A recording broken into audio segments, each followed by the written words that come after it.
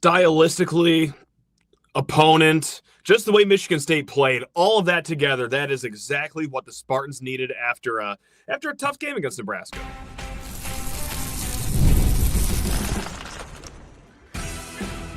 You are Locked On Spartans, your daily podcast on the Michigan State Spartans, part of the Locked On Podcast Network, your team every day. Spartan friends, Spartan family, Locked On Spartans listeners, how on earth are we all doing as we are celebrating another Michigan State victory at home in front of an Izzone alumni crowd? My goodness, all the Spartans do is just blow teams out in front of my fellow old people. Guys, please rate, review, subscribe, comment below. Just, I guess, your favorite part of the game. That was the complete opposite of what we witnessed on Friday night at Nebraska, where, oh, God, you just wanted to claw your eyes out after that one. But tonight, whew, who didn't play well for the green and white tonight, guys? Hey, we're going to talk about all that, this basketball game. We're going to get to some portal conversations here in the second segment. And if you want more detailed information on the recent portal pickups, guys, we did an episode earlier today. Go ahead, check that one out after we get through this one. But hey, taking center stage, Michigan State basketball, 80, USC Trojans, 51, and that is a way to avenge a loss from last year that was quite annoying in Los Angeles last season. But man, oh man, this is just exactly what Michigan State needed, right? After an emotional game against Nebraska, after a tough physical game against Nebraska, after a game in Lincoln where Jaxon Kohler was the only one that played well, right? But hey, what better way to get back on the winning wagon than against a USC team that allows for a high-tempo game, right? Like a higher tempo than certainly what we saw last Friday. Against a USC team that, outside of Ezra Asur, collectively had zero interest in being in the state of Michigan, let alone the Breslin Center for that game. I mean, look, it didn't start great. The first 5-ish minutes of that game were horribly ugly to watch. I mean, if James Franklin, let's try this. If James Naismith walked out of his grave and walked to a television and saw that game being played at whatever bar he just wandered into, after the first 5 minutes with all the missed shots, the bad shot selections, unable to grab rebounds, kicking it off players' own feet, he would have turned around and he would have walked back into his own grave. And you're thinking, oh my God, is this going to be another just race to 50 game? Both teams are kind of just struggling to score all night. But no. Michigan State settled in, and once again, their defense was the shining star in this game. We'll get to the offensive firepower here in a second, but guys, this is the 8th time this season Michigan State has played against a Power 5 opponent. Obviously, that means Big Ten opponents and the big non-conference opponents, right? Of those 8 opponents from Power 5 teams, only Penn State has crossed the 70-point threshold against Michigan State. This is actually now the 4th time this season that they have held a Power 5 team to under 60 points. Okay, 8 guys today had steals for Michigan State. Leading the way, Denny Dimes, Denim Wojcik, he had 2 steals, but 8 guys. This is a collective team effort on the court today, and all those steals, just the way they are playing defense, and let's be honest, at times, just how lackadaisical USC was with the basketball led to 25 fast break points for Michigan State. Yeah, this was a game, just stylistically, that was very inviting for your Michigan State Spartans. We talked a little bit about that on yesterday's show. Said, okay, this one might meet the eye for Michigan State here. And also, a big thing that we talked about is that this is going to be a huge game for Coen Carr. And when we said that, we meant 2 ways, right? The first way is that, well, we think that he's going to have to show up because I could very well see USC running the same exact playbook they did last year against Michigan State. And that's when Michigan State collectively was a dog water shooting team from 3, to put it lightly, where they just largely backed up. They said, go ahead, please shoot it over ahead. Let's see what happens. Let's go ahead. We dare you. And it was clank after clank after clank. And okay, well, I thought that, well, they know that Coen Carr's not a 3-point shooter. Michigan State collectively a better shooting team, but when Coen Carr gets the ball outside the arc, oh God, they're going to give him 8-10 feet of room. And my God, they gave him 20 feet of room. It was insulting. They were daring him to shoot the ball. And early on in that game, started 1 of 5. And that one came on a highlight reel dunk. But here's the second thing that we also said, too, about me. This is going to be a big one for Coen Carr. It's not just, hey, can he show up early? But also, we kind of expect him to show up because, well, this is, again, you think for the whole team, stylistically, this game helped? Individually, a game like this is where Coen Carr should be thriving in, right? He led the way, 18 points, slow first half, but just like he did against Oakland, where it was as if at halftime someone grabbed him by the shoulders, looked him in the eyes, and said, hey, Coen, do you remember that you are the most athletic freak in all of college basketball? You can drive to the lane, you can go to the rack and pretty much decide what you want to do when you get there, draw some fouls. He had 14 points in the second half. Much more aggressive, much more assertive. Of course, the style of game definitely broke loose after the 10-minute mark in the first half, and that's where he started to shine. So, well, it's not to say that, oh, we're just getting everything right, left and right here on this show, but we circled Coen Carr for that very reason. One, okay, offensively, can he stretch the floor? He wasn't able to, but it luckily ultimately didn't matter because, well, there was 30 other minutes in that game, and well, he flexed his muscles. He soared through the sky. He did everything that Coen Carr just does and everything that we love him for. Also shining today, Jeremy Fears, 15 points, 7 assists. A little stronger at the rack today, I would say. He didn't hit any threes, but 6 of 13 from the field goal range in total. It wasn't perfect finishing at the rim, but certainly more assertive and a stronger offensive game than we've seen him have at times in the last months. Jaxon Kohler, you talk about white-hot shooting, man. My God. He had 16 points tonight. Just 8 rebounds. Really took the night off on the boards, that Jaxon Kohler, let me tell you.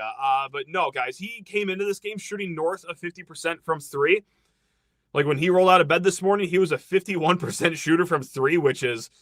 I think unsustainable, but my God, with the way he's shooting the ball, maybe it's not. I don't know. Last game against Nebraska, you probably remember this. He was 5 of 6 from behind the arc. Tonight, he was 3 of 3, so that brings him 8 of his last 9 3-point attempts. And, of course, it's not the only way he's getting it done. Gets it done inside the paint. He's got good footwork. I mean, his defense was also shining today, too.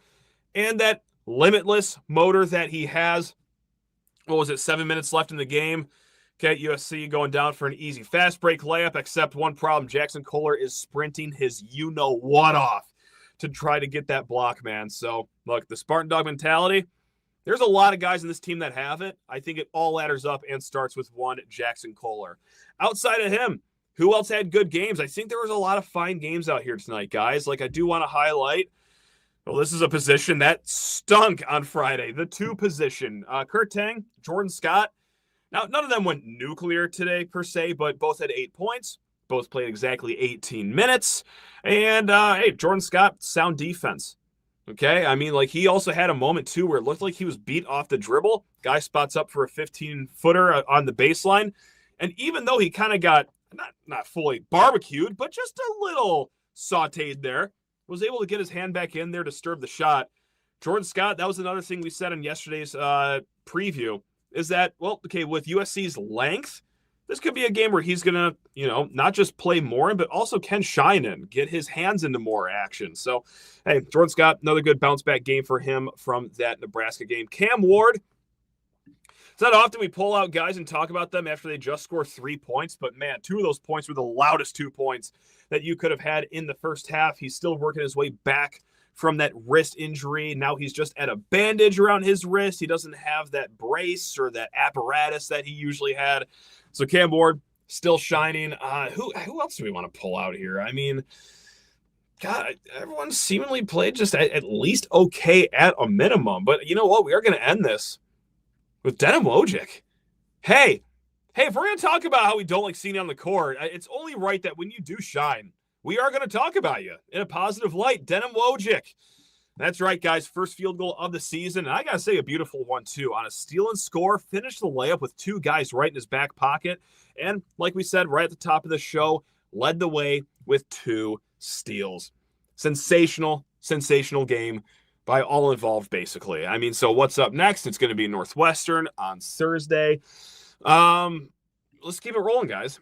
Why not? Let's just get a few more just basketball pieces here before we cut it to a break and talk about the transfer portal. It's rare to see villains in college basketball anymore, and I don't know if this guy's a bona fide villain, but as far as players that you don't like just on principle, Chad Baker-Mazara has to be one of them. 25, and only solely for the fact that he is 25 years old. He's going to be 26 in a few weeks. Have some pride and get a job, especially when you play the way you did tonight. Now, that was a strange one. He didn't start, first of all, so I don't know what happened between his time in Ann Arbor and his time in East Michigan. I don't know what on earth happened or transpired there. Maybe he's sick. Maybe he's a little hurt. Maybe something's going on. But boy, howdy. The 4 points, 3 turnovers. He had one shot go off the side of the backboard. And I also do want to spotlight Coen Carr for some of this, too. I mean, it wasn't all on the offensive end for Coen Carr. He was Chad Baker-Mazara's shadow for the bulk of the time he was out there and made life, well, not all too great for him. And I do have to pull this quote out from Tom Izzo as well. And this was said on the pregame radio show. He said, quote, "I probably shouldn't say this on the radio, but he is the world's greatest flopper," in regards to Chad Baker-Mazara. Look, he's a good basketball player in his own right. Like, I'm not saying, and I don't think Izzo's saying that the only reason he scores 20 a game is because he flops his way to 20. Like, no, he's fine. It also helps when you're 3 or 4, in some cases 6 years older than the guys that you're going up against. But halfway through the first half, when he's driving to the lane for a layup, which would be his first basket of the game, and he's too busy trying to sell it to the referees, flops his body in such a weird contortion that he actually almost hurts himself. So it looks like he tweaked his leg going down instead of finishing the layup. It's like, bring back ethical hoops to college basketball. Get my 25-year-olds out of here. Get players that play like this and don't do it well out of here. Because, look, when Jeremy Fears does it, he does it well. It's fine. And you might also say to yourself, hey, Trey Ford, isn't he going to turn 25 during March Madness? Big difference. He plays for Michigan State, and it's okay. So, yeah, it was just great to see Chad Baker-Mazara struggle tonight because get a job. Get a job. Speaking of guys that are just way too old to be doing anything, shout out once again to the Izzone alumni. Now, this is a tweet from Steve Beckman before the game here, and what a stat this is. MSU opens as 9.5-point favorite over USC for Monday night's Izzone alumni game. MSU is 9-1 against the spread in the last 10 of these games. Not just straight up. They are 10-0 straight up in the last 10 of these games. 9-1 against the spread in those games. And they are beating the spread by an average of 10.3 points. That is unheard of. That is insane. And they got another Izzone alumni game coming up on Thursday, guys, where the spread will be in the 13-point range right now. So, once again, obviously, they covered the spread. They blew by it by about 20 points tonight. Well done. Well done to the Izzone alumni crowd. And I would be remiss if I didn't bring up that Paul Davis moment at the end of the game, which, like, at first camera shot, I'm not good at recognizing people just, like, at first sight, like, hand up. That is not one thing I'm good at. So when the camera gets shown at him the first time, I'm thinking, oh, my God, that kind of actually looks like Paul Davis, but that can't be him being thrown out of the game, right? And then they go to Izzo. The ref goes over to Izzo, tells him what's going on, and Izzo, and he says, I believe the words were, "Get your truck out of here," I think is what he said. That's when I realized, oh, that is probably former player Paul Davis, because Izzo, oddly enough, this sounds weird, but, like, he would only use that kind of speech, I think, to someone he actually knows and, like, perhaps even loves.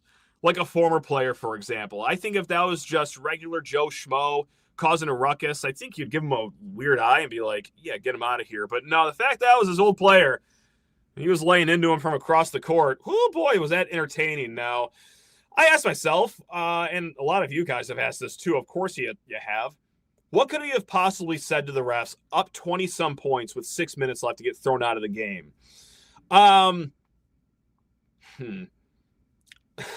See, I'm reading the comments right now live on YouTube. What did Paul Davis say? If I said what he said, this would be my last episode here on Locked On Spartans. We do have somewhat of a guideline for language we kind of cannot use, but from what I understand, when you incite the mother of a referee, probably, I'm going to assume more times than not, doesn't go over well. Again, this is just a rumor that I've heard from a few people that were sitting kind of close here, but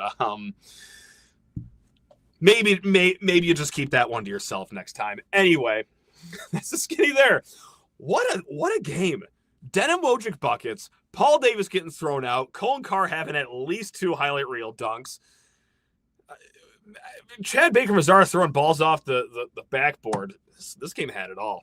It also had big portal visitors, guys, which is what we will talk about here on the other side of this break. But first, need to tuck your ears off about Rocket Money because, well, yeah, I get it. Like, managing your finances can be overwhelming. Between subscriptions you forgot about, bills that keep on going up, and just trying to figure out where is my money actually going each month, it's easy to feel like you are losing control. And who has time to track every transaction or hunt down hidden fees? Well, Rocket Money does. That's where they come into play, guys. The personal finance app that helps you take control. It finds and cancels your unwanted subscriptions, monitors your spending, and helps lower your bills so you can grow your savings. Guys, the automatic transaction categorization, that's a game changer. I can finally see exactly where my money is going each month, and now you can set budgets, goals, set personalized insights, and receive real-time alerts on larger transactions, upcoming bills, and low balances.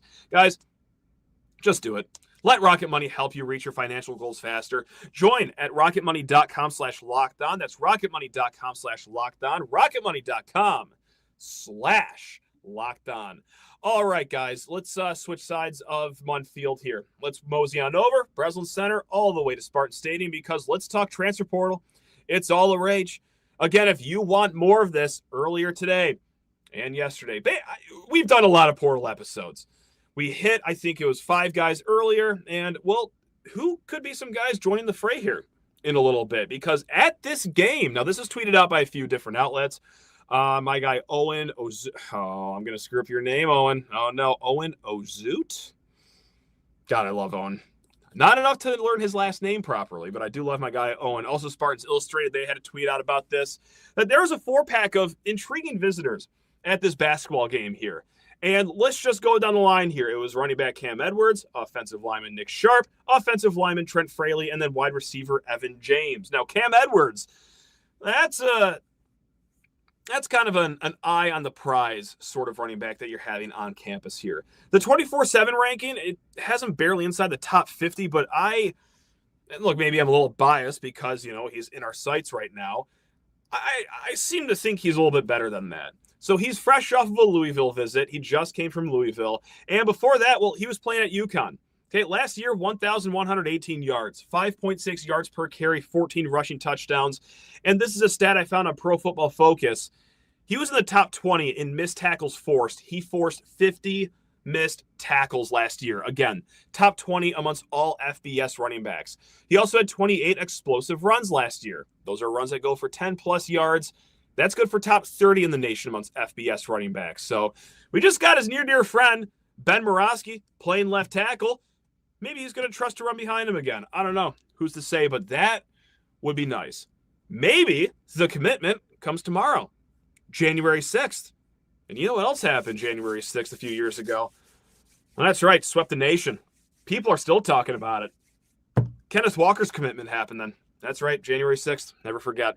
All right, guys, outside of that, Nick Sharp, offensive lineman. Now, he was at South Carolina for a single season, but he was at Wake Forest before that. And, hey, who coached offensive lineman at Wake Forest when Nick Sharp was there? That's right, Michigan State's current offensive line coach, Nick Tabaka. Now, last year at South Carolina, Nick Sharp played 8 games, started the last 4 games, did okay. Like, this isn't a situation where, he started games, but against the SEC non-conference slate like Mercer or William and Mary. No, he played against Bama, Oklahoma, Ole Miss, Texas A&M, Clemson, and he did fairly well against most of those teams. Clemson was the only game where he was kind of shaky, but hey, you know what? This guy comes with some really good experience. Nearly 400 snaps at left guard last season. The season prior to that, 665 snaps at right guard. So you got more than 1,000 snaps of Power 4 football right there from Nick Sharp. He is heading into his 5th year, so this would be a 1-year rental program. And look, MSU is his only known visit. His offensive line coach is here. It seems kind of foregone the conclusion that will happen here, that he will commit to Michigan State. So just keep your eye out for that one. Now, this one will be a tough one. Trent Fraley from North Dakota State, son of Detroit Lions offensive lineman coach Hank Fraley. Okay, now he's also got, I believe it's Penn State. He's going to visit Iowa State, and there's a third school too. It's buried up in my notes somewhere. I believe it's Florida State, though. Just know that is stiff competition to get Trent Fraley.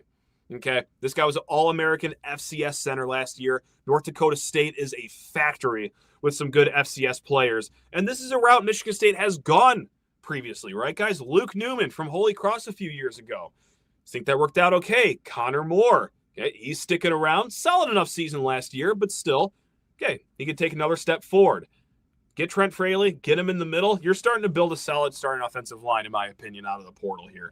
And then the last kid that we mentioned, Evan James. Now, this is a 5'11", 170-pound receiver out of Furman. Now, in his freshman season for the Paladins, 65 receptions, almost 800 yards. He was just 4 short of 800 yards and 7 touchdowns. So we'll see what nets out here, guys. Again, we repeat this over and over and over again, but if anything breaks, we're going to talk about it here. Locked on Spartans. So, yes, we've got, 7 portal pickups right now. That train ain't close to slowing down anytime soon. Keep it tuned here in the future. Now, we are going to end the show here with what I assume to be and what many assume to be is Pat Fitzgerald's last assistant coach hire here. And this is going to first make me look like an idiot because this includes me trying to say a last name with way too many syllables than I'm comfortable with. And if you're a daily listener of this show, you know me and last names do not go well together. So this is your defensive line coach, Winston. Got that part right. There we go. Winston DeLotte-Boter. Now he goes by Coach Debo. We're going to stick with Coach Debo from here on out here. But Coach Debo, it was long rumored that he would be joining the staff as defensive line coach. He was with the Arizona Cardinals here for a little bit.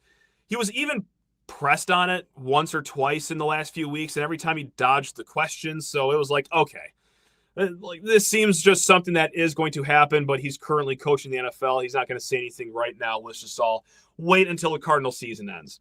Cardinal season ends. Their top guy, John Gannon, he gets fired. So look, point blank, doesn't matter. He's coming home. And he knows Joe Rossi quite well here because he not only played under Joe Rossi at Minnesota, he also coached alongside Joe Rossi here. And it wasn't just in 2023 when he was named defensive line coach at Minnesota that was impressive.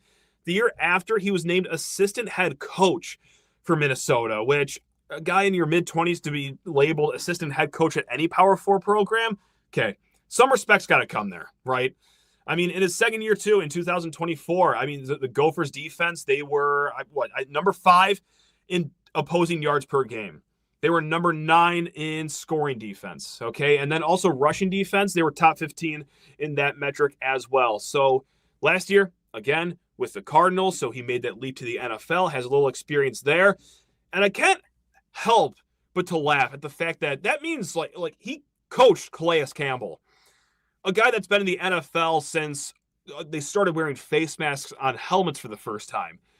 Like this guy, mid-20s, like at the very least a decade, it would have to be a decade younger than Calais Campbell coaching him in his position group room. That dynamic fascinates me. I hope to get Coach Debo on the show one day and ask him like what that was like. Because at this point, Calais Campbell is just a coach. But here he is just giving orders to him. So I like the hire, though. Knows the conference, knows the system. He's young. He's upcoming. He's going to relate with a lot of these kids. Now, let's just give him some D linemen to work with. I don't think that's asking too much, guys. All right. Well, that's the second show today. We did it again. I'll say for a third time, you want more portal talk? Last episode, guys. You want also more portal talk. How about tomorrow's show? And then probably the day after that. And then probably the day after that because it's portal season. We're getting nuts. And that's all we do in Locked On Spartans. All right, guys. Hey, take care of yourselves. Love you all.